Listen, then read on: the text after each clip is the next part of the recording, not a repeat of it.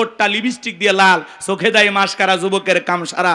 লাম খালি মিম খালি, নুনের ওপর এক নোক্তা, পেট খালি পিঠ খালি, ভাবির কপালে ডিজিটাল ফোঁটা।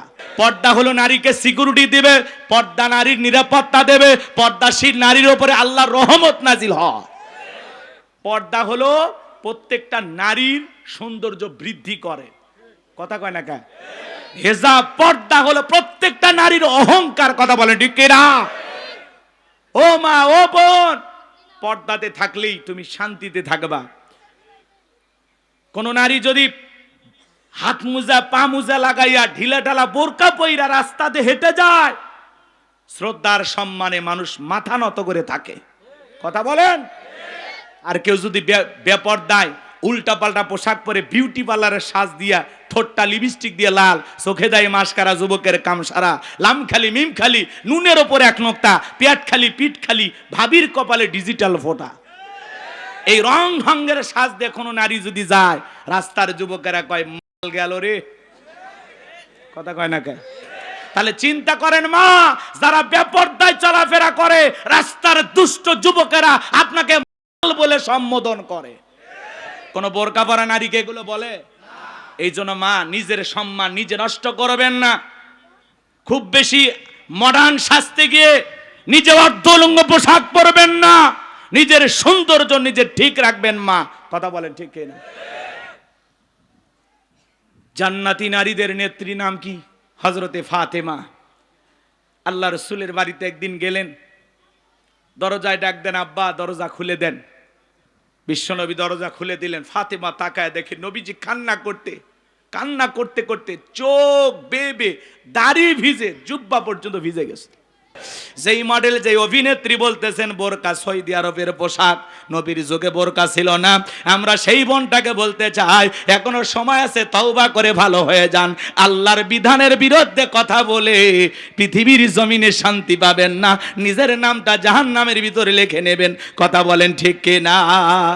যারা পর্দা পছন্দ করে না, ফরজ পর্দাকে বৃদ্ধাঙ্গুলি দেখায়, এরা তসলিমা নাসরিনের ছোট বোন, কথা বলে ঠিক কিনা? আল্লাহ মা জাতিকে হেদায়েত দান করেন।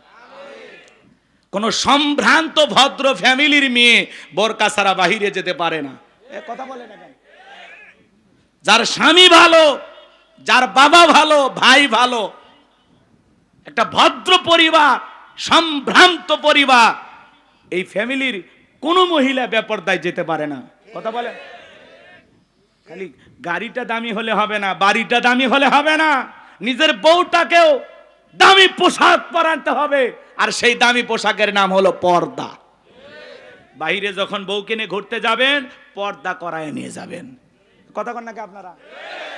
এরপরে বাড়িতে যা ইচ্ছে তাই পরে থাকুক, কোনো সমস্যা নাই, কারণ আপনার জিনিস আপনি দেখবেন, বাহিরের মানুষকে দেখানো যাবে।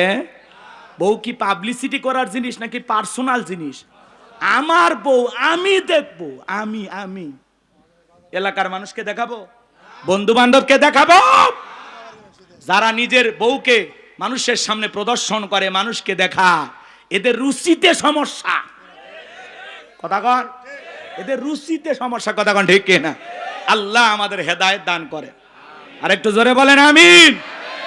মন খারাপ করবেন না আমার ভাইয়েরা, দিল দিয়ে কথাগুলো বোঝার চেষ্টা করবেন।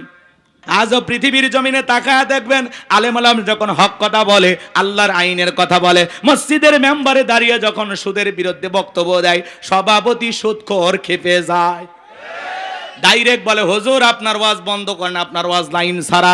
যারা আলেমদেরকে বলে আপনার ওয়াজ লাইন ছাড়া, আসলে ওর জীবনটা লাইন ছাড়া, ও পুরোটাই তার সেরা, কথা কন। হুজুরেরা হক কথা বলবে, ভালো লাগলে শুনবেন, না লাগলেও শোনা লাগবে, মানে না না মানে পরেকার হিসাব। আজকে হক কথা বলা যায় না, একটু হক কথা বললে মসজিদে এসি লাগায় দেয়, বলে হুজুর মাথা ঠান্ডা রাখেন, কথা কন।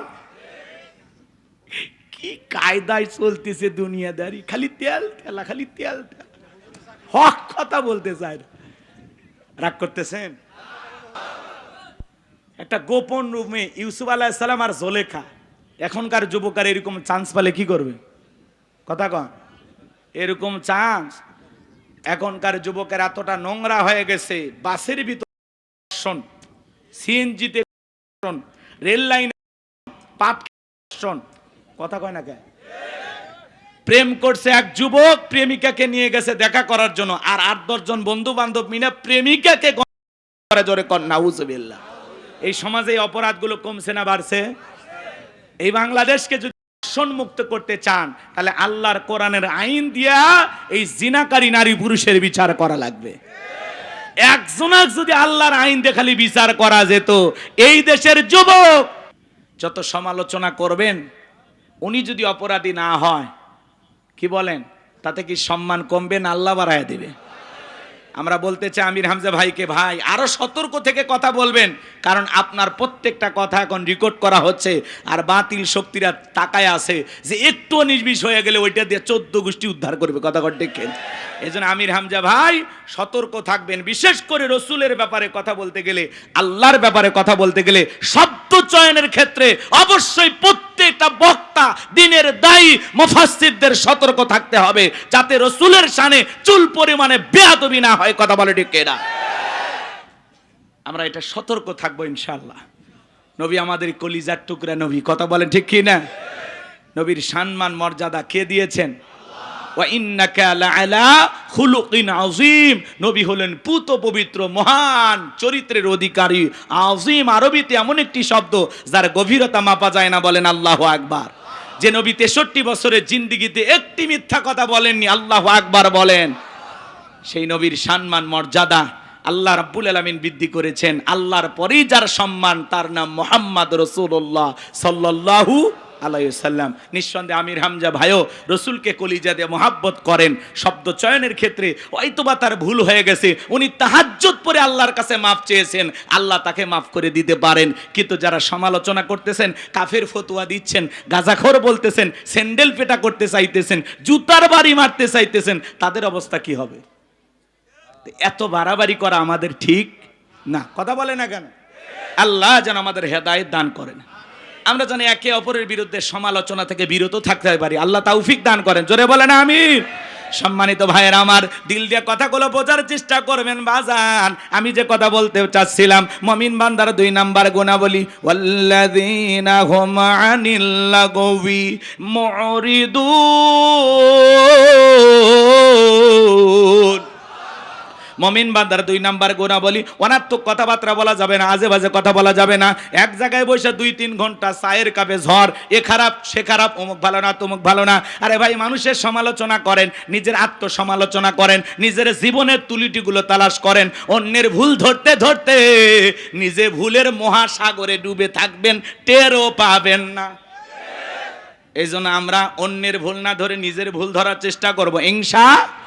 প্রত্যেকটা কথা যেন হয় আত্মসমালোচনার উদ্দেশ্যে, নিজেকে সংশোধন করার উদ্দেশ্যে। তাহলে মুমিন বান্দার জবান দিয়ে যে কথা বের হবে, বুঝে শুনে কথা বলা লাগবে। কারণ আপনার আমার জবানের প্রত্যেকটা কথা রেকর্ড করতেছেন কে? মা ইয়ালফিজু মিন কাউলিন ইল্লা লাদাইহি রাকিবুন আতীদ। বান্দা এমন কোনো কথা বলে না যে কথা রেকর্ড করার জন্য আমার ফেরেশতারা নাই। আপনার আমার জীবনের প্রত্যেকটা কথা রেকর্ড করা হচ্ছে। কথা বলেন ঠিক কিনা? কিরামান কাতিবিন ইয়ালামুনা মা তাফআলুন। সম্মানিত 2 জন লেখক ফেরেশতা সদা সর্বদা আপনার আমার জীবনের ডায়েরিটা লিখতেছে বাজান। এজন্য দিনের আলোতে রাতের আঁধারে গোপনে প্রকাশ্যে যা করতেছেন, যা বলতেছেন, সব লিপিবদ্ধ করা হচ্ছে আপনার আমার আমল নামার ডায়েরিতে। কথা বলেন ঠিক কিনা? এই জন্য মুমিন বান্দা জবান দিয়ে যা ইচ্ছা তাই বলবে না। মুমিন বান্দা জবান দিয়ে সেই কথা বলবে যে কথা বললে সওয়াব হয়। কি হয়? জোরে বলেন কি হয়? মুমিন বান্দার 2 নাম্বার গুণাবলী, অনার্থক কাজ করা যাবে না। মুমিনের টাকা হলে মুমিন সিনেমা হল বানাবে না, যাত্রা গানের আয়োজন করবে না, গানের কনসার্ট দেবে না, মদের বার দেবে না। মুমিনের টাকা হলে রাস্তার মোড়ে মোড়ে মূর্তি বানায় রাখবে না। বিগত সরকারে যারা ক্ষমতায় ছিল, 1টা 2টা নয়, রাস্তার মোড়ে মোড়ে 4.5 কোটি টাকার ভাস্কর্য বানাইছিল। 4.5 কোটি টাকা। কত টাকা চিন্তা করেন? হ্যাঁ, ভাস্কর্য বানায় লাভটা কি হলো? 5 আগস্টে মানুষ আহারে ওনার বাবার সেই ভাস্কর্য ভাঙ্গিয়া কেউ মাথার উপর এটা পেশাব করছে, কে হাতুড়ি দিয়ে বাড়ি মারছে, কেউ বা পানিতে চুবায়া চুবায় জুতা মারছে। এতে ওনার বাবার সম্মান কমছে না বাড়ছে? আর যদি ওই টাকা দিয়ে উনি মসজিদ বানাইতো, মাদ্রাসা বানাইতো, এদেশের গরিব দুঃখী মানুষের জন্য খরচ করত, ওই টাকা দিয়ে যদি ভালো কিছু করত, ওনার বাবা কবরে শুয়ে থেকে সব পেত। এজন্য মুসলমানের টাকা হলে মুসলমান কখনো ভাস্কর্য মূর্তি বানাইতে পারে না। কথা বলেন ঠিক কিনা? মুসলমানের টাকা হলে মুসলমান কি করবে? মসজিদ বানাবে, মাদ্রাসা বানাবে, ঈদগাহ মাঠ বানাবে, কবরস্থান বানাবে। কথা বলেন। এই যে আয়ুব আলী মোল্লা ভাই, তারা এত কষ্ট করে একটা দ্বীনি প্রতিষ্ঠান দাঁড় করাইছেন। সাইফুল ভাই সহ অনেকে অক্লান্ত পরিশ্রম করে যে একটা সুন্দর মাদ্রাসা তৈরি করেছেন, কার খুশির জন্য? জোরে বলেন। এই জন্য বাজান, টাকা দিলে, সম্পদ দিলে ভালো কাজে ব্যয় করা লাগবে, অপচয় নষ্ট করা যাবে না। মুমিনের টাকা হলে মুমিন ভালো ভালো কাজে ব্যয় করবে। কথা বলেন। রাস্তার মোড়ে মোড়ে লেখা রাখেন সুবহানাল্লাহ, আলহামদুলিল্লাহ, আল্লাহু আকবার, লা ইলাহা ইল্লাল্লাহ। যত মানুষের চোখ পড়বে রবের তাসবিহ পাঠ করবে, যে লিখে রাখবে তার আমল নামায়ও সব যাবে, যে তিলাওয়াত করবে তার আমল নামাতেও সব লেখা হবে। পারবো তো ইনশাআল্লাহ? যুবক যারা আছো, রাস্তার মোড়ে মোড়ে, বিদ্যুতের খুঁটিতে খুঁটিতে, বিভিন্ন জায়গায় এগুলো লিখে রাখবা। আল্লাহ আমাদের বুঝ দান করেন। জোরে বলেন আমিন। মুমিন বান্দার 2 নাম্বার গুণাবলী, অনার্থক জিনিস কান দিয়ে শ্রবণ করা যাবে না। এই কানে ইয়ারফোন লাগায় গান শোনা যাবে না। রূপবানে না আছে কোমর দোলাইয়া, আল্লাহর ফেরেশতারা কবর নিয়ে পিটাবে ঝোলাইয়া ঝোলাইয়া। সিরাজগঞ্জের এক যুবক কানের ভিতর ইয়ারফোন লাগাইয়া রেল লাইনের উপর দিয়ে হাঁটে যাইতেছে, ট্রেন এসে ধাক্কা মেরে 3 টুকরা করে ধুয়ে গেছে। মরার পরেও কানের ভিতর ইয়ারফোন লাগানি ছিল। কয়েকদিন আগে দেখলাম একটা ছেলে টিকটক করতেছে, ট্রেনের আগে যায়, বোঝেন নাই? ট্রেন আসতেছে, ও আগে যায় 2 পকেটে হাত দিয়ে হেঁটে যাচ্ছে, সুপারস্টার সাকিব খানের মতো। এমন ভাব নিয়ে যখন হেঁটে যাচ্ছে, ট্রেন এসে ধাক্কা মেরে উল্টে ধুয়ে গেছে। পরে দেখলাম এই যে প্যান্ট চেনেন আপনারা, জিন্সের প্যান্ট পরছে, ওই জায়গায় মনে করেন পিছনের কাপড় ছিঁড়ে আর কি দেখা যাচ্ছে আর বলবো না। কি হলো তোর টিকটক করা ভাই? রেল লাইনের সামনে যায়, ট্রেন আসতেছে, দাঁড়াইয়া টিকটক করতেছে, ট্রেন এসে ধাক্কা মেরে ফেলা দিয়ে গেছে, ট্রেন ছিঁড়ে পিছনের জিনিস দেখা যাচ্ছে। কথা কোন ঠিক কিনা? এরকম পাগল ছাগল আছে না নাই? রেল লাইনে যায়া কানের ভিতর ইয়ারফোন লাগায়া পা এরকম করতেছে আর গান শুনতেছে। ট্রেন আসতেছে, টের পাইতেছে না, কানের ভিতরে খালি তুম তুম তুম আওয়াজ। ও ট্রেনের শব্দ আর শোনেনি। ট্রেন এসে বলতেছে ঠিক আছে থাকেন, ও একেবারে ফিসে থুয়ে চলে যায়। কথা কোন ঠিক কিনা? তাহলে যুবক, এই কান আল্লাহ গান শোনার জন্য দেয় নাই। হক্কানে উলামা ইকরামদের বয়ান শুনতে হবে, ইসলামী সঙ্গীত শুনতে হবে, কোরআন তেলাওয়াত শ্রবণ করতে হবে। এই কান দিয়ে ভালো ভালো কথা শ্রবণ করা দরকার আছে না না? তাহলে মুমিন বান্দার 2 নাম্বার গুণাবলী, জবান দিয়ে সে কথা বলবো যে কথা বললে সব হয়, সমাজে সেই কাজ চালু করব যেই কাজ চালু করলে সব হয়। এই কান দিয়ে সেই জিনিসগুলো শ্রবণ করব যেগুলো শুনলে সব হয়। এক কথায় সব আছে যেখানে, সব আছে যেখানে, গুনাহ আছে যেখানে। আল্লাহ পাক আমাদের সবাইকে গুনাহ মুক্ত জিন্দেগি দান করেন। জোরে বলেন আমিন। শোনেন, সহজ কথা, মন্দ কথা বলবো না, মন্দ কাজ করব না, মন্দ কিছু শুনবো না ইনশাআল্লাহ। এইবার মুমিন বান্দার 3 নাম্বার গুণাবলী আল্লাহ রাব্বুল আলামিন জানিয়ে দিলেন, ওয়াল্লাযীনা হুম লিয-যাকাতি ফাঈলুন।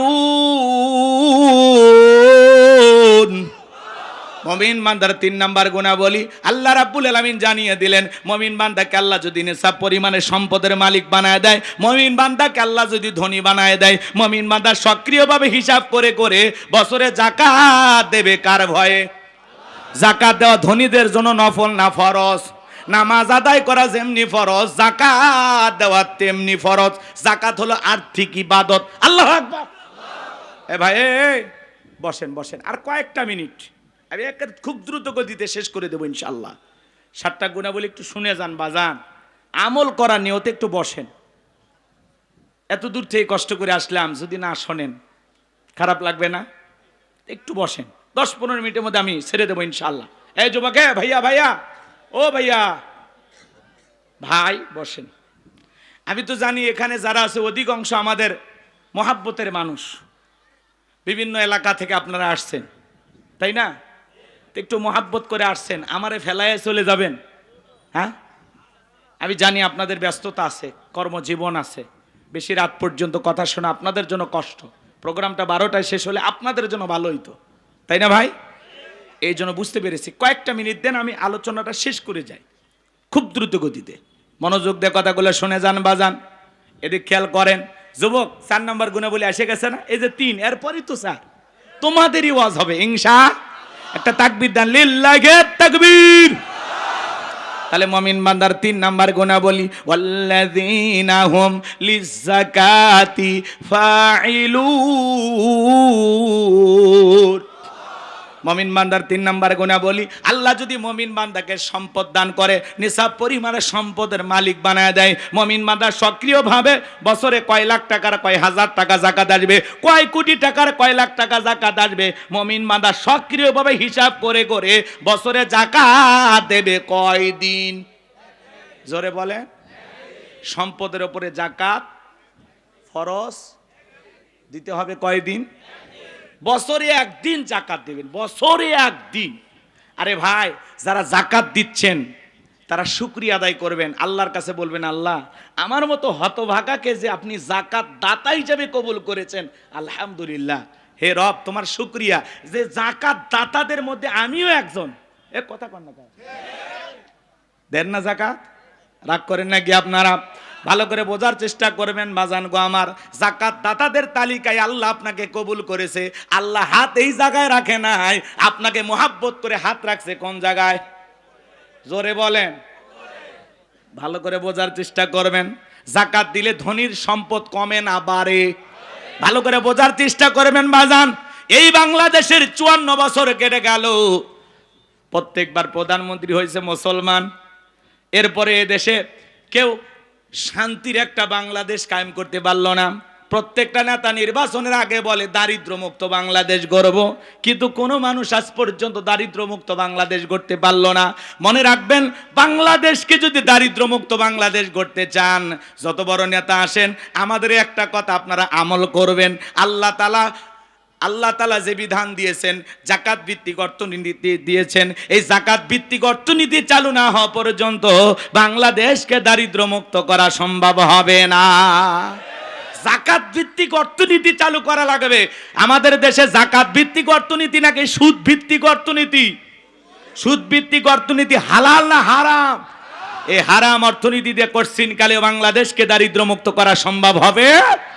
বাংলাদেশকে দারিদ্র মুক্ত করতে হলে যাকাত ভিত্তিক অর্থনীতি চালু করা লাগবে। শোনেন শোনেন, এদিক শোনেন। আমার দেশের ধনীরা যাকাত দেয় কিভাবে জানেন? ইনি ধনী মানুষ, যাকাত আসছে 1 কোটি টাকা, কোনো মতে 5-10 লাখ টাকা যাকাত দিয়ে নিজের 90 লাখ টাকা যাকাত নিজেই মেরে খায়।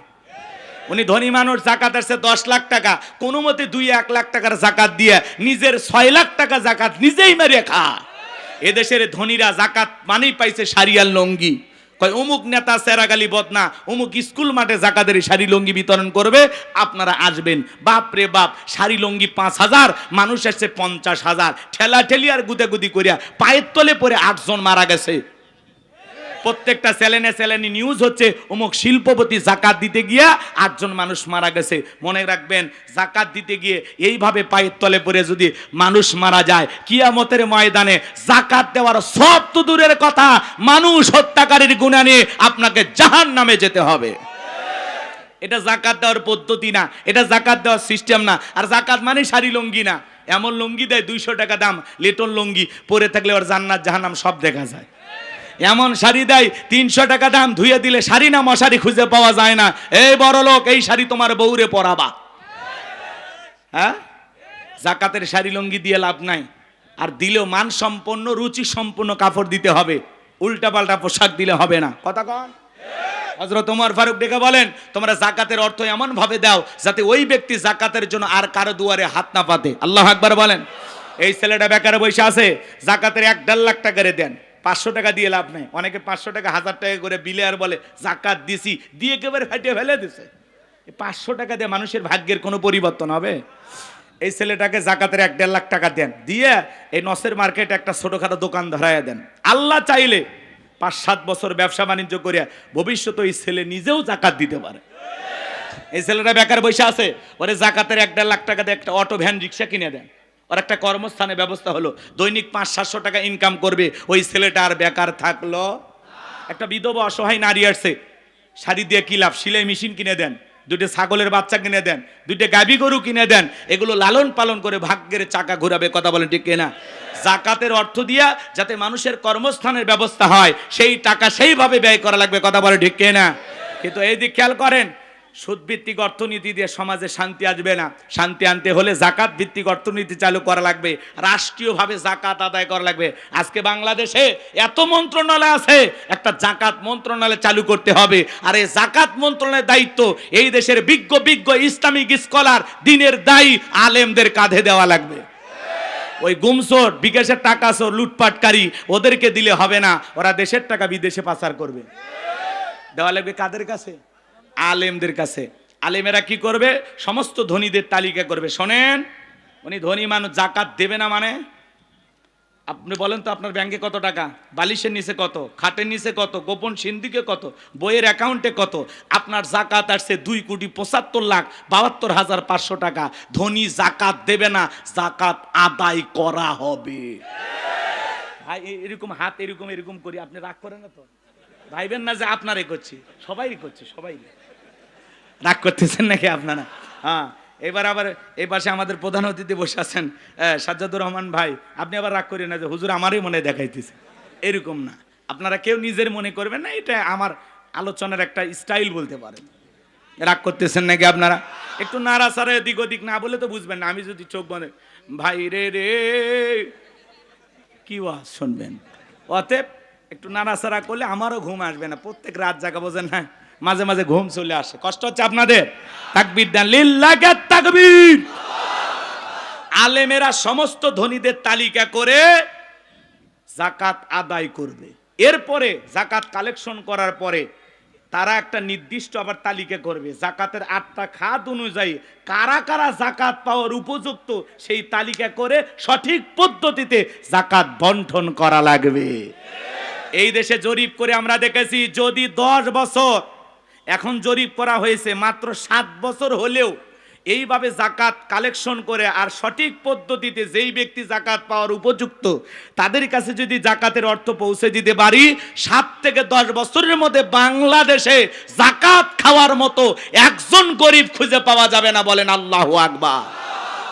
এই জন্য ধনী জাকাত দিতে চায় না, জাকাত আদায় করা লাগবে। একটা ছোট্ট ঘটনা 2 মিনিটে বলি। আল্লাহর নবী মুসা আলাইহিস সালামের নাম আপনারা শুনেছেন, বলবো? মুসা আলাইহিস সালাম কারুনের কাছে যা বলে, কারণ তোরে জাকাত দেওয়া লাগবে। কারণ ডেকে বলে আমি জাকাত দিতে পারবো না। আল্লাহ নবী মুসা আলাইহিস সালাম রাগান্বিত হয়ে বলে, কারণ রে, জাকাত না দিলে জাকাত আদায় করা হবে। মুসা নবী রাগ কম না বেশি? যে নবী রেগে গেলে মাথার টুপি ভেদ করে চুল খাড়া হয়। বলেন আল্লাহু আকবার। আরেকটু জোরে বলেন আল্লাহু আকবার। নবী মুসা রাগান্বিত চেহারা দেখে কারণ ডেকে বলে, মুসা রাগ করার দরকার নাই, কত টাকা দিতে হবে বলো। এইবার বাজান গো আমার, গভীর মনোযোগ দিয়ে কথাগুলো শুনবেন। মুসা আলাইহিস সালাম ডেকে বলে, শতকরা 2.5% টাকা দেওয়া লাগবে। বলে ঠিক আছে আপনি যান, আমি একটু হিসাব নিকাশ করে দেখি, পরে আপনাকে জানাবো। এইবার মুসা আলাইহিস সালাম চলে গেলেন। এইবার কারণ হিসাব নিকাশে বসে গেল। এই কারণকে আল্লাহ এত সম্পদ দিয়েছিল, 70টা উট লাগতো চাবি বহন করতে। চাবি যদি এত হয় তালা কত, আর তালা যদি এত হয় সিন্ধুকে মাল কত, ছোট মাথায় ধরবে না। এইবার কারণ হিসাব নিকাশ করে দেখে কয়েক হাজার কর্মচারী দিয়া সারা দিন সারা রাত যদি জাকাতের টাকা দেওয়া হয়, এরপরে টাকা শেষ হবে না। বলেন আল্লাহু আকবার। এমনি তো কৃপণ, পায়ে স্যান্ডেল দেয় না ক্ষয় যাবে বলে, গায়ে জামা পরে না ছিঁড়ে যাবে বলে, সেই কৃপণ কি এত টাকা জাকাত দিতে পারে? সে একটা গভীর ষড়যন্ত্র করলো।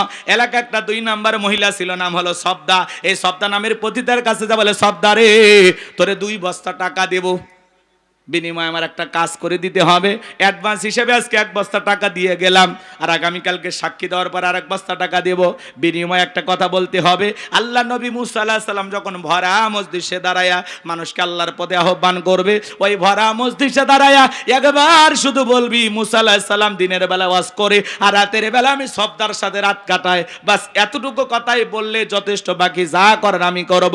সবদা যেহেতু 2 নাম্বার মহিলা, রাজি হয়ে গেল। কথা বলে না কেন? দেখবেন যারা নোংরা চরিত্রের মানুষ হয়, এদের কাছে পর্দা ভালো লাগে না। এক মডেল অভিনেত্রী সাওয়ালি, সে এসে বলতেছে বোরকা পরা এগুলো ইসলামের পোশাক না, এগুলো সৌদি আরব থেকে আসছে, নবীর যুগে বোরকা ছিল না। জোরে কর না উজবিল্লাহ। ওই মডেল অভিনেত্রী সুন্দরী ওই মহিলা বলতেছে নবীর যুগে বোরকা ছিল না, এগুলো সৌদির পোশাক, সৌদি আরব থেকে এই দেশে এসেছে আর জোর করে মানুষের উপরে চাপায় দেওয়া হচ্ছে। বলেন তো বাজান, নারীদের জন্য পর্দা করা নফল না ফরজ?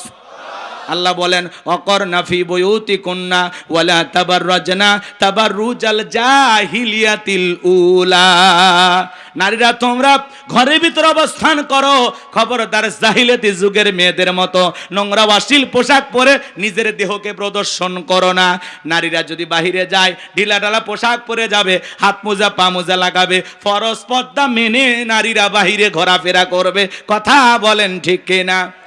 পর্দা হলো নারীকে সিকিউরিটি দেবে, পর্দা নারীর নিরাপত্তা দেবে, পর্দাশীল নারীর উপরে আল্লাহর রহমত নাজিল হয়।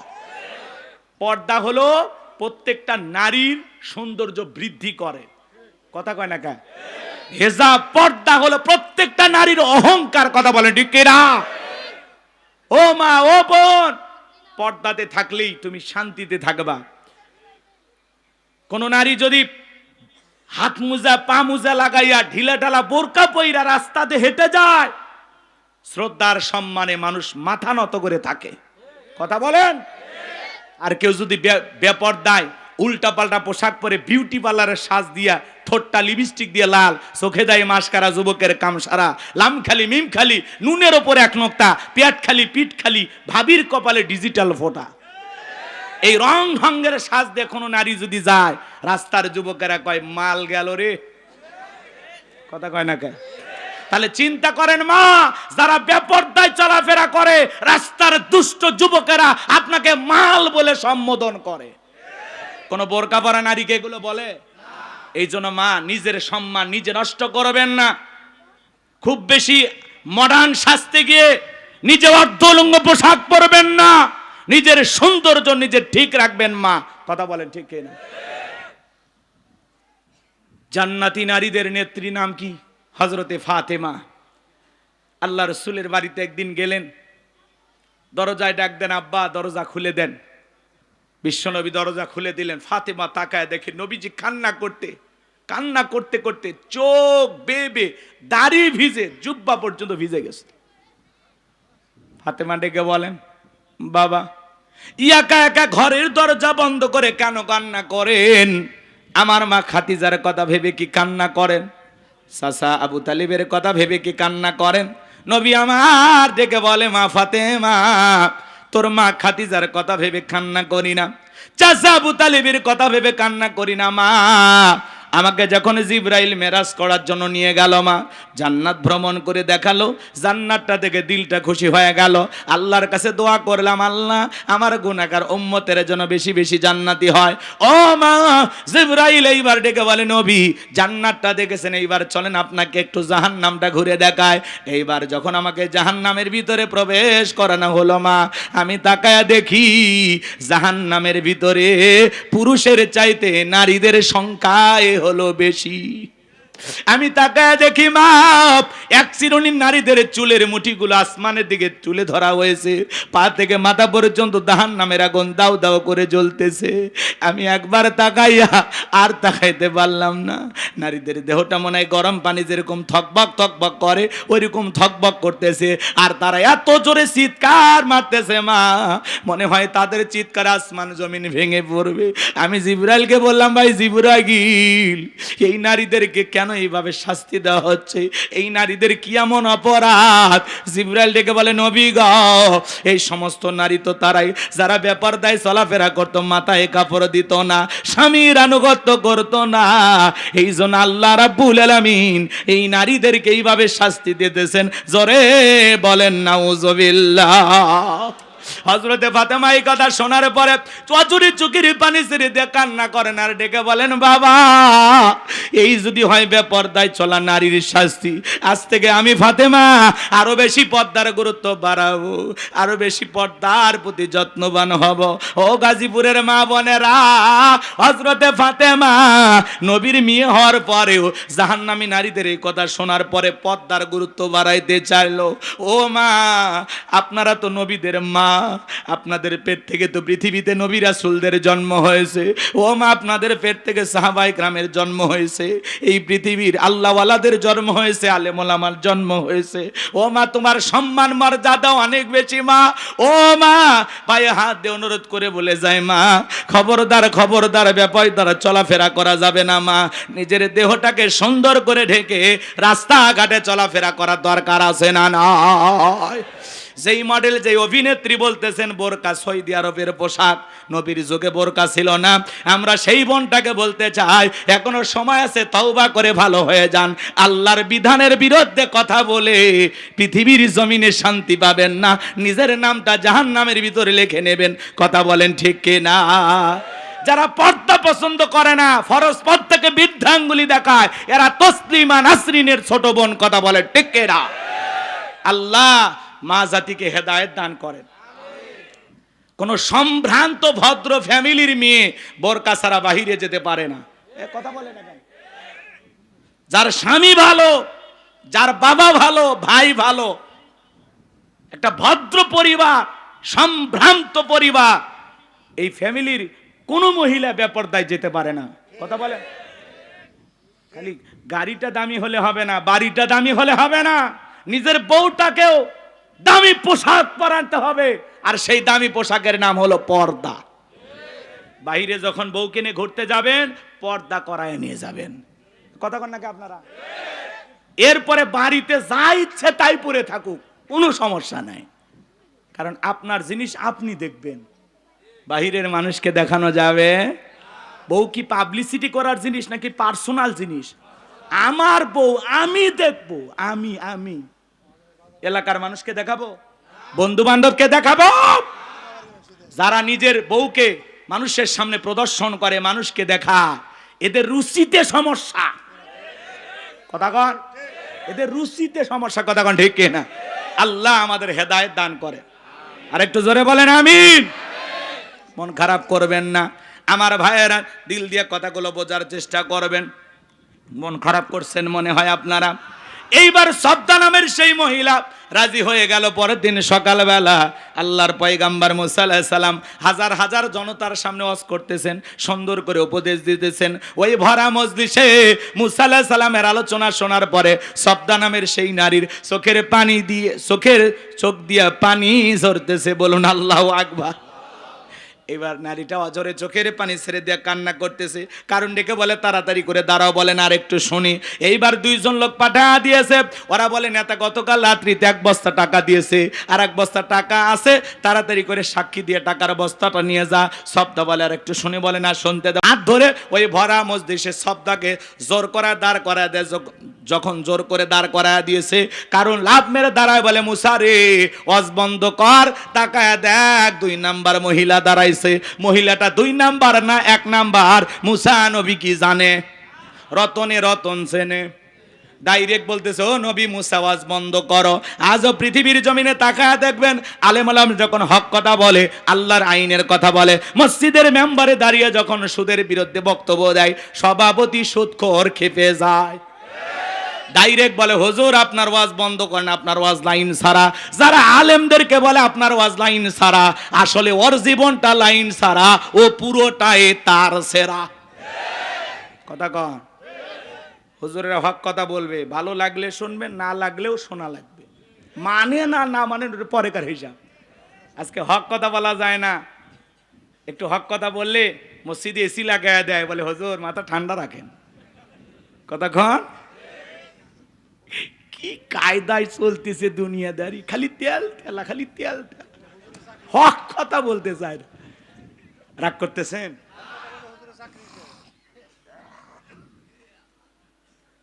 অনেক রাত হবে, কষ্ট আপনাদেরকে দেব না বাজান।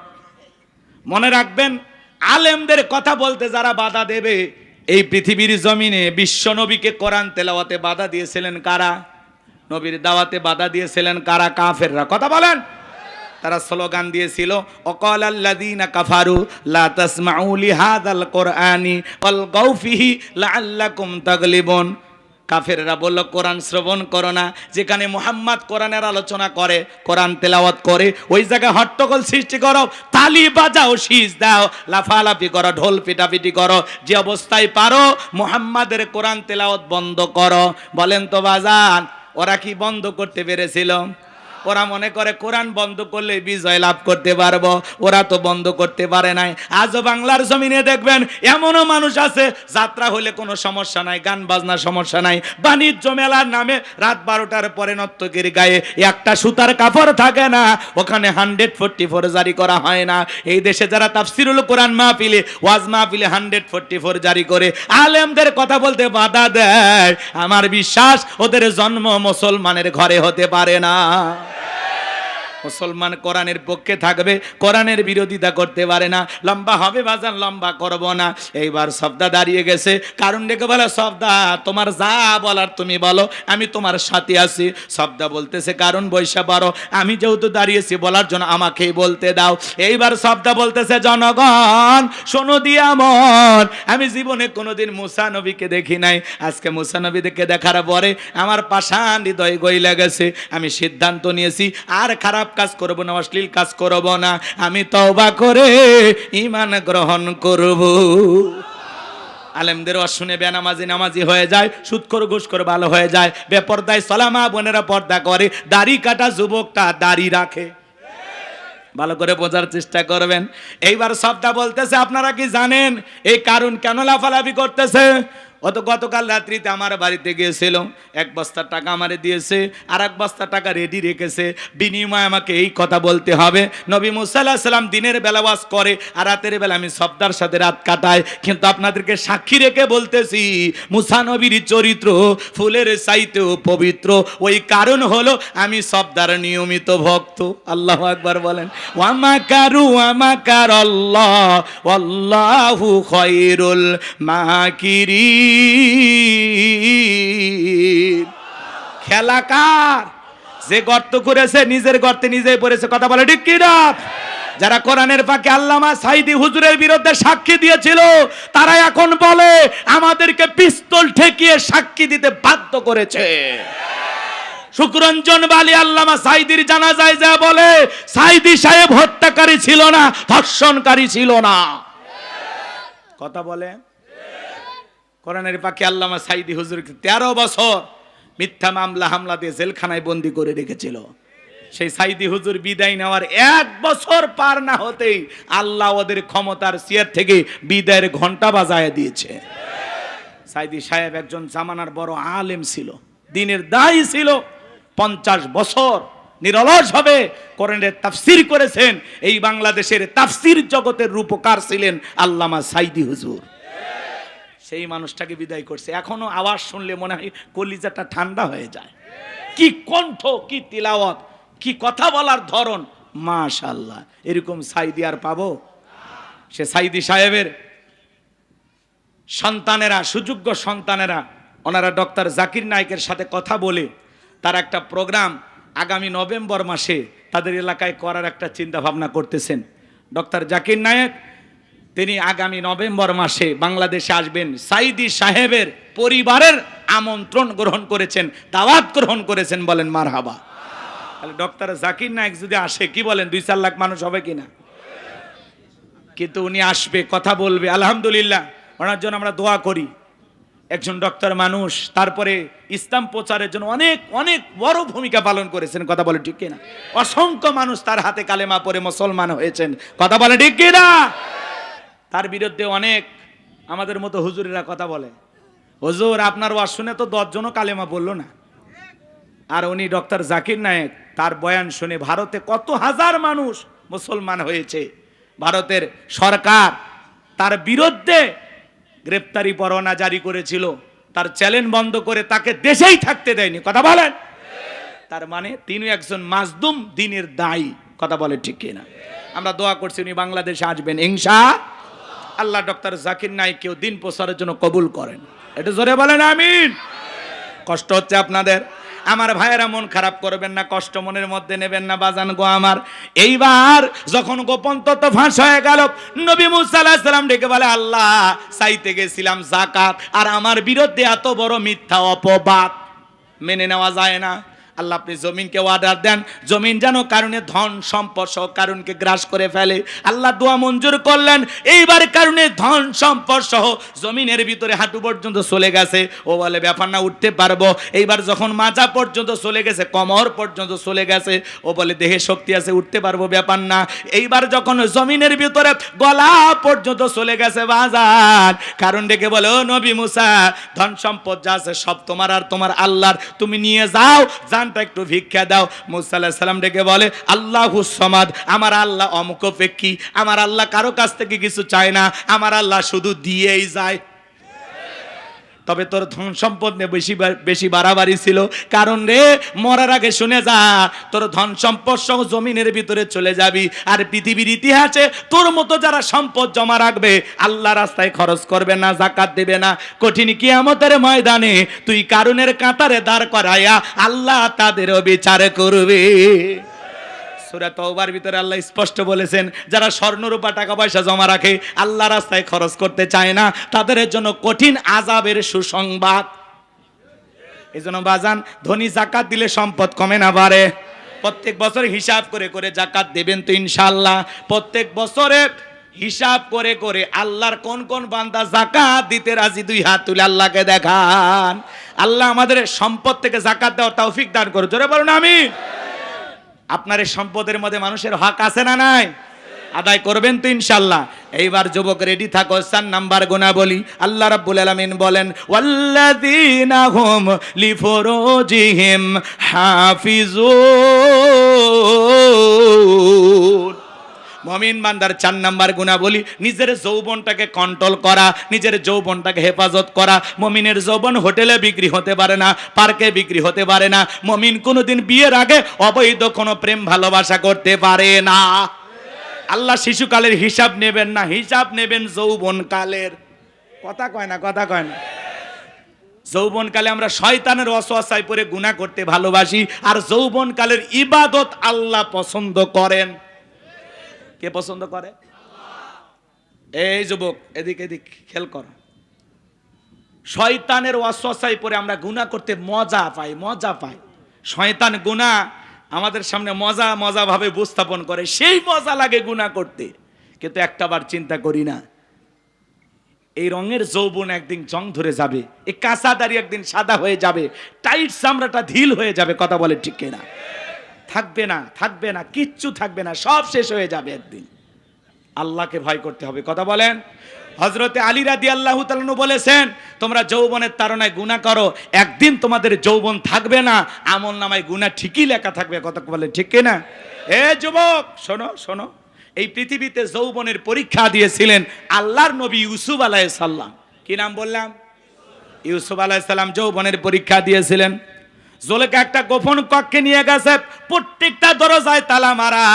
গোপন কক্ষে নিয়ে যা বরে দিলে বড় জালারে পাঞ্জাবিওয়ালা। হুজুর তো কিছুই বোঝে না, হুজুর সবই বোঝে, নারীর ছলা কলা বোঝে না। এবার কাছে যায় বরে, ইউসুফ রে তোমার চোখ দুইটা ভারী সুন্দর।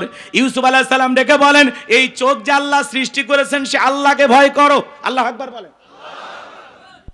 একটা গোপন রুমে ইউসুফ আলাইহিস সালাম আর জুলেখা। এখনকার যুবকের এরকম চান্স পেলে কি করবে?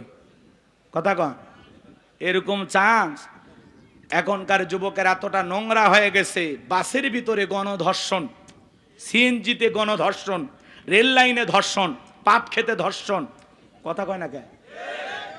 প্রেম করছে এক যুবক, প্রেমিকাকে নিয়ে গেছে দেখা করার জন্য, আর 8-10 জন বন্ধু বান্ধব মিলে প্রেমিকাকে জোরে কর নাউজুবিল্লাহ। এই সমাজে এই অপরাধগুলো কমছে না বাড়ছে?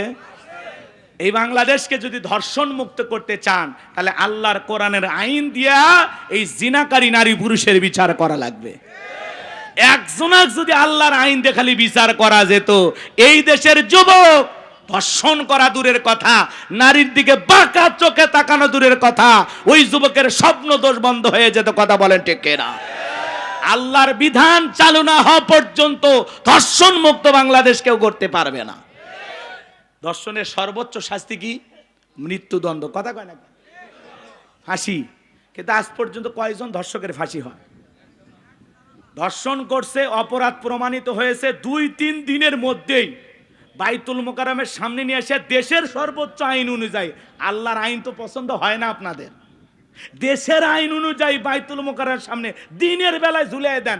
রাত 12টা 1 মিনিটে না, ফাঁসি হবে দুপুর 12টা 1 মিনিটে। চার দেয়ালের ভিতরে ফাঁসি কলার গাছও দিচ্ছে না, মানুষও দিচ্ছে, টেকা খায় ছাড়িয়ে দিচ্ছে না, কি করতেছে আমরা কিছুই দেখতে পারি না। এলে বিচার দিয়ে সমাজ চলবি? হ্যাঁ, চুরি দুর্নীতির মহা উৎসব, 16 বছর খালি দুর্নীতি, বেগম পাড়া বানাছে। এক এক নেতার কোটি কোটি টাকা ব্যাংকে পড়ে আছে, কোটি কোটি টাকার গাড়ি পড়ে আছে, এমপি মন্ত্রী সব ভেগে গেছে, মুখ ভেলটায় বলতো পালাবো না। আছে ওরা ভাই, আছে। হ্যাঁ, আপনাকে জেল খাটাইছে। আজ দেখেন বিএনপির ভাইয়েরা কি নির্যাতন সহ্য করছে, বাপ রে বাপ। বিএনপি আর জামাত করা তো মামলা দিয়ে শেষ। এখন আবার প্রধানমন্ত্রী, সাবেক প্রধানমন্ত্রী শেখ হাসিনার বিরুদ্ধে মামলা, ভারত থেকে বলতেছে আমি তো কোনো অপরাধী করিনি। কি নিষ্পাপ এক মহিলার নামে মামলা দিচ্ছে গো, যারা দিচ্ছে এদের উপর তো গজব পড়বে। আর ওরা যে একটা অন্ধ ব্যক্তির নামে গাড়ি পোড়ানোর মামলা দিয়েছে, সুপ্রিম কোর্টে হাজিরা দিবে আসছিল, দেখেননি আপনারা? আচ্ছা, অন্ধ মানুষ গাড়ি পোড়াছে? হ্যাঁ, ওই গাড়ি বাড়ি কিছু চেনে? ওই অন্ধ, ওই নিজের বউকে ঠিক মতো চেনে না, কথা কন ঠিক কিনা? রাগ করেন না, মন খারাপ করবেন না আমার ভাইয়েরা, কষ্ট মনের মধ্যে নেবেন না বাজান। লম্বা করার কোনো সুযোগ নাই যুবক রে। আল্লাহর নবী ইউসুফ আলাইহিস সালামের কাছে জলেখা এবার যায় নিজের শরীরের কাপড়গুলো ছিঁড়ে ছিঁড়ে দেবতার মুখগুলো ঢাকতেছে। ইউসুফ আলাইহিস সালাম ডেকে বলে, কাপড়ে ঢাকিলে তুমি দেবতার মুখ, কি দিয়া ঢাকিবা তুমি বিধাতার মুখ। এইবার জলেখা কাছে আসে আর ইশারা ইঙ্গিতে কি যেন বুঝাইতে চায়। ইউসুফ আলাইহিস সালামের অন্তরে কার ভয়? আর একটু জোরে বলেন, কার ভয়? ইন্নিয়া খফুল্লাহ, অন্তরে আল্লাহর ভয়।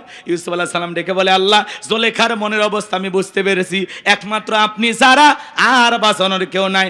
আল্লাহ, তোমার উপরে তাওয়াক্কুল করে নিজের ইজ্জতকে বাঁচানোর জন্য দৌড় মারার দায়িত্ব আমার, আর আপনার কুদরত থেকে তালা খুলে দেওয়ার দায়িত্ব আপনার। ইউসুফ আলাইহিস সালাম আল্লাহর উপরে তাওয়াক্কুল করে যখন এক দৌড় মেরেছে বাজান, আল্লাহ রাব্বুল আলামিনের কুদরতি ভাবে প্রত্যেকটা দরজার তালা খুলে গেছে, বলুন সুবহানাল্লাহ।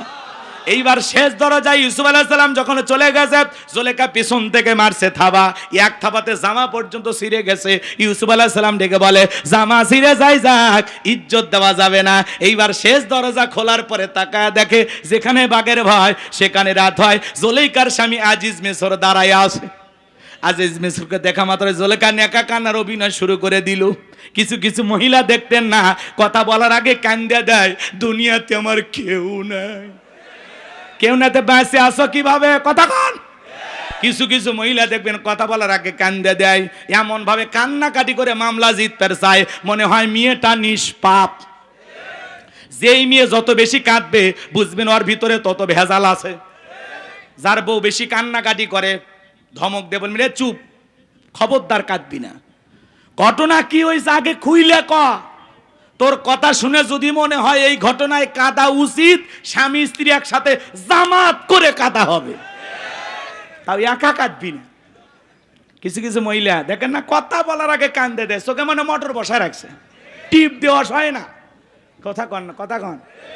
আর কান্দে কান্দে সব অভিযোগ আপনার মায়ের বিরুদ্ধে, বাবার বিরুদ্ধে, আপনার ভাই বোনের বিরুদ্ধে, কথা কন। আর আপনার ভবিষ্যৎ চিনতে আপনার বইয়ের মাথার চুল উঠে যাচ্ছে খালি চিনতে। তুমি যদি এত মানুষের পিছনে খরচ করো, তুমি যদি এটা করো ওটা করো, আমাদের সন্তান আছে, আমাদের ভবিষ্যৎ আছে, কি হবে? তুমি তোমার মা বাবার পিছনে আর খরচ করো না, তোমার ভাই বোনকে আর টাকা পয়সা দিও না। হ্যাঁ, এইভাবে খরচ করলে তুমি তো নিঃস্ব হয়ে যাবে, ফকির হয়ে যাবে। ভবিষ্যৎ চিন্তাবিদ বাড়ি ঢুকে আমাদের ভবিষ্যৎই নষ্ট হয়ে যাচ্ছে। এ কথা কয় না, এরকম মহিলা নাই? মনে রাখবেন মা বোন যারা আবার শুনতেছেন, মা মনে রাখবেন, আপনার স্বামী যদি তার মা বাবা ভাই বোনের জন্য খরচ করে, আল্লাহ সম্পদ বৃদ্ধি করে দেবে। এই খরচের মাধ্যমে দুইটা লাভ, এক নাম্বার হলো তার সম্পদ আল্লাহ বৃদ্ধি করে দেবে, দুই নাম্বার আল্লাহ তার হায়াত বৃদ্ধি করে দেবে। তাহলে যে স্ত্রী স্বামীকে খরচ করতে বারণ করে মামা বাবা ভাই বোনের জন্য, তার মানে ওই স্ত্রী চাই স্বামী তাড়াতাড়ি মারা যাক। ভালো স্ত্রী কখনো বলে না তোমার মা বাবার জন্য এটা খরচ করো না। ওই স্ত্রী সবচাইতে উত্তম যে স্ত্রী তার স্বামীকে ডেকে বলে খবরদার তুমি তোমার মা বাবার সাথে খারাপ ব্যবহার করবা না, কারণ আমি একদিন মা হব, তুমি তোমার মা বাবাকে কষ্ট দিও না, এটা আমি কখনো পছন্দ করি না। কথা কন? ওই রকম স্ত্রী দরকার যে স্ত্রী তার শাশুড়ির মাথায় জুই নারিকেলের তেল, কিউট নারিকেলের তেল মাখায় দিতেছে, শাশুড়ির জন্য গোসলের পানি রেডি করে দিচ্ছে। কথা বলেন? এরকম বউ দরকার। কি কন? আর উল্টো হয়ে গেছে, শাশুড়ি বেটার বইয়ের মাথার তেল দিয়ে দিচ্ছে। ভালো দেওয়া ভালো, মিলেমিশে থাকা ভালো, এটা মানলাম, কিন্তু উল্টো বলে আম্মা আমার শরীরটা একটু খারাপ, গোসলের পানি আপনি রেডি করে দেন। আছে না নাই? নিজের ছেলের বইয়ের পরনের পোশাক শাশুড়ি ধুয়ে দিচ্ছে। হওয়া উচিত কি আর হচ্ছে কি সমাজে? কথা কন? মানে শাশুড়িকে চাকরানির মতো ব্যবহার করে। এ কথা কন নাকি আপনারা? আপনাদের এলাকায় ওরকম নাই, কারণ আপনাদের বইয়েরা সব জান্নাত থেকে পালিয়ে আসছে, এরা ভালো মানুষ। বাপ রে বাপ, এগুলো ভারতে ঘটতেছে, এই দেশে এখনো শুরু হয়নি। কষ্ট পাচ্ছেন মনে হয় আপনারা। আমার ভাইয়েরা, জুলেখা এবার নেকা কান্নার অভিনয় করে ডেকে বলে স্বামী ইউসুফকে ছেলের মতো দেখতাম, আজকে সুযোগ পা আমার ইজ্জতের দিকে হাত বাড়াইছে, আর একটু দেরি হয়ে গেলে আমার সর্বনাশ হয়ে যেত। মিথ্যা ধর্ষণের অপবাদ দিয়া, মিথ্যা ধর্ষণের আসামি বানাইয়া, 1 নয় 2 নয়, ইউসুফ আলাইহিস সালামকে 9.5 বছর জেলখানায় বন্দি রেখেছিল জুলেখা। আজও আলেমদেরকে ধর্ষণের আসামি বানায়া জেলখানায় বন্দি করবে যারা, ওরা হলো ডিজিটাল জুলেখা। ভালো করে বোঝার চেষ্টা করবেন বাজান। এই জন্য যুবক, তোমাদের পায়ে হাত দিয়ে অনুরোধ করে বলে যায়, নারীর ছলনা বড় মারাত্মক, নারীদের চক্রান্ত ষড়যন্ত্র বড় কঠিন। মনে রাখবা, নারীদের চক্রান্ত এত মজবুত, এত কঠিন, মাঝে মাঝে শয়তান ওদের কাছে ফেল মারে। নারীদের চক্রান্ত ষড়যন্ত্র বড় মারাত্মক। এরা ছেলেদের ভালোবাসে না, এরা ছেলেদের মন নিয়ে ব্যবসা বাণিজ্য করে। এ কথা কন না কে? পুরুষ নারীর ভালোবাসার কাঙ্গাল, কিন্তু ওই নারী আপনাকে ভালোবাসে না, আপনাকে ঘৃণার চোখে দেখে, ও অন্য পুরুষের কাছে ভালোবাসা খোঁজে। কথা বলে না কেন? এরকম মহিলা আছে না নাই? আজকে এই সমাজে সবচাইতে বড় সমস্যা যেই জিনিসটা আমাদের করে ফেলেছে, সেটা হলো এই মোবাইল। কথা বলে না কেন? এই মোবাইলের কারণে মানুষের সময় নষ্ট হচ্ছে, মানুষের জীবনের মূল্যবান সময় মোবাইলের পিছনে নষ্ট হচ্ছে। ইউটিউব ইন্টারনেট ঘাটাঘাটি করে, ইমো মেসেঞ্জারে সেটিং করে। কথা বলেন? এই মোবাইলের ওজন কম, কিন্তু মোবাইলের মাধ্যমে পাপের ওজনটা অনেক বেশি। একা একা রুমের ভিতরে দাঁড়ায়া যুবক কি সুন্দর ভিডিও দেখতেছে, কথা কয় নাকি? তাহলে এই মোবাইল যুব সমাজকে নষ্ট করছে। কথা বলে ঠিক কি না?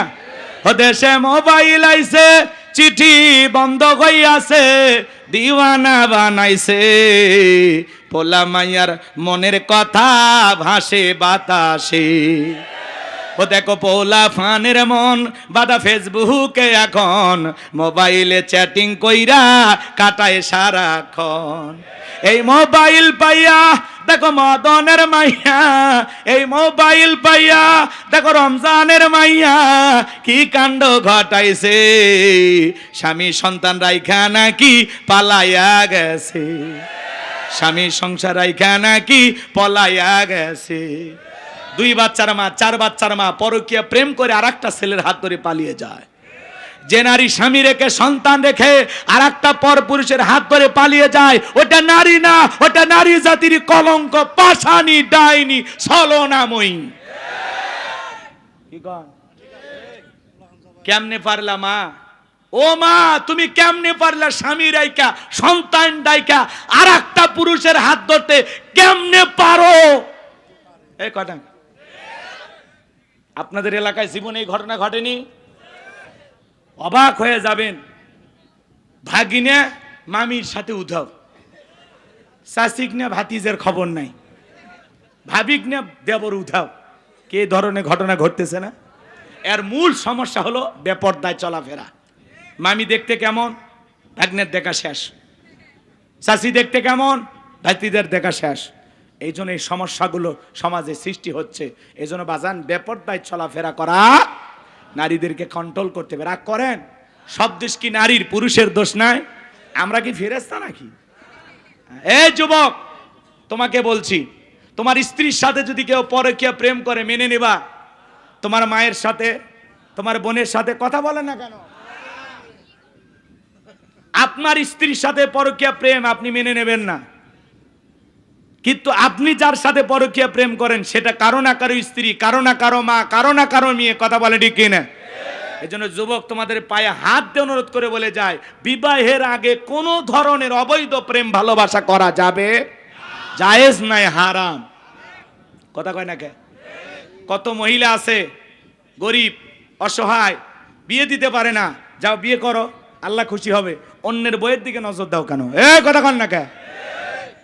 কত স্বামী পরিত্যক্তা নারী আছে, বিধবা অসহায়, 2-3টা বাচ্চা নিয়ে জীবনই চলে না, যা বেটা বিয়ে কর, আল্লাহ খুশি হবে।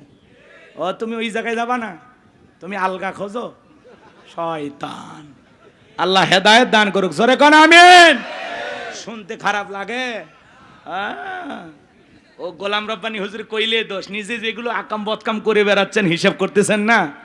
কেউ না দেখলে একজন দেখেন, তিনি কে? যুবক শোনো, কার হাত ধরে পার্কে ঘুরতেছো? মা বাবার চোখকে ফাঁকি দিতে পারবা, আল্লাহর কুদরতি চোখকে ফাঁকি দেওয়া যাবে? রাত 2টার দিকে কার জানালায় যা ডাক দিয়া সারা রাত গল্প করেছো?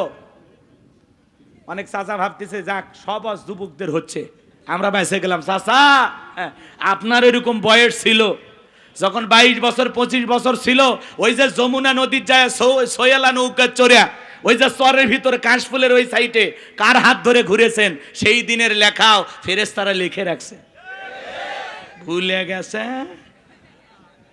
আল্লাহ হেদায়েত দান করেন। যদি গুনাহ করে থাকেন আল্লাহর কাছে মাপ চান। কথা কয় না কে? আল্লাহ আমাদের হেদায়েত দান করেন, জোরে বলেন আমিন।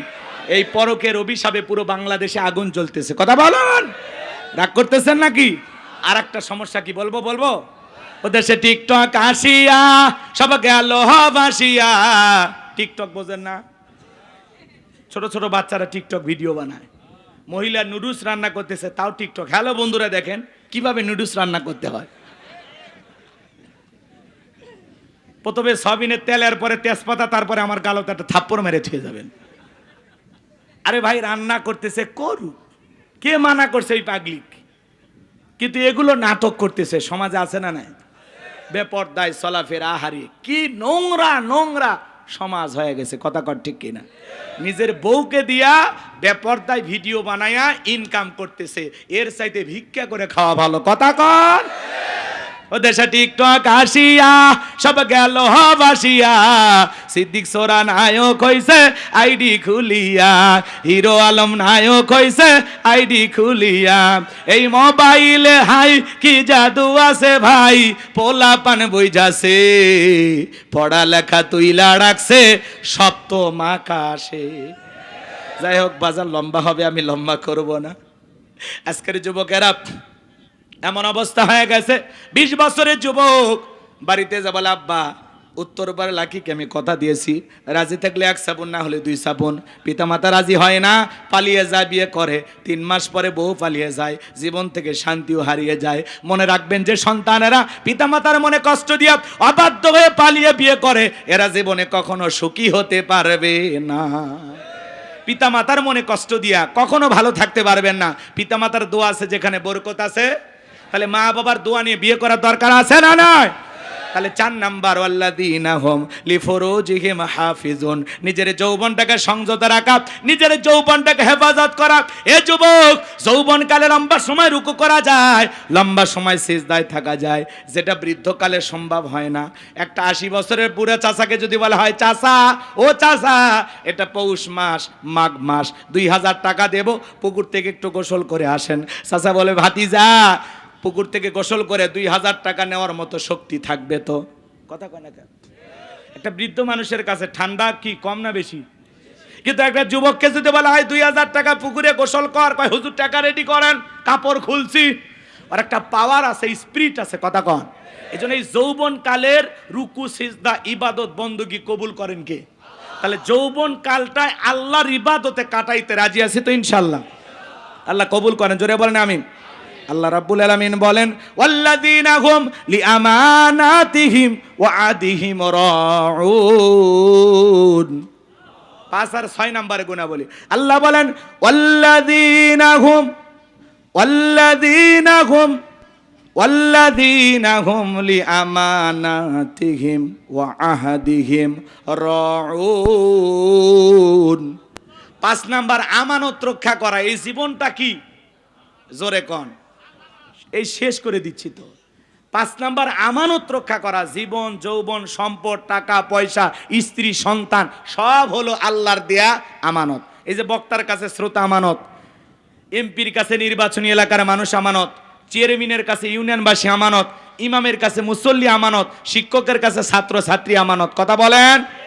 5 নাম্বার আমানত রক্ষা করা। 6 নাম্বার ওয়াদা প্রতিশ্রুতি রক্ষা করা। মুমিন মুখে যা বলে অন্তরে তা বিশ্বাস করে, কাজে তা বাস্তবায়ন করে। মুমিন কোনোদিন প্রতিশ্রুতি ভঙ্গকারী হতে পারে। তাহলে 6 নাম্বার ওয়াদা ঠিক রাখা লাগবে ইনশা। 7 নাম্বার ওয়াল্লাযীনা হুম আলা সালাওয়াতিহিম ইউহাফিজুন। 7 নাম্বার যত্ন সহকারে সালাত আদায় করা।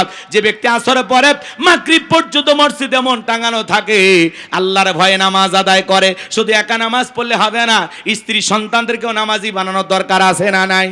আল্লাহ সূরা তাহরিমের 6 নম্বর আয়াতে বলেছেন, হে ঈমানদারগণ, নিজেরাও জাহান্নামের আগুন থেকে বাঁচো, তোমার আহাল পরিবার পরিজন যারা আছে তাদেরকেও জাহান্নামের আগুন থেকে বাঁচাও। একটা পরিবারের 6 জন সদস্য সবাই নামাজ পড়লে ভালো লাগে না, খারাপ লাগে? পৃথিবীর সফল বাবা তারা নিজের ছেলের হাত ধরে মসজিদে নিয়ে যাবে যারা। ছোট ছোট বাচ্চাদেরকে নামাজি বানাইতে হবে। আজকের শিশু আগামীর বাংলাদেশ, এদেরকে নামাজি বানাইতে পারলে আমাদের ভবিষ্যৎ প্রজন্ম হবে নামাজি। অনেক কথা আছে, বলার সুযোগ নাই। এই 7টা গুনাহ বলে যদি আমল করতে পারেন, আল্লাহ বলেন উলাইকা হুমুল ওয়ারিসুন,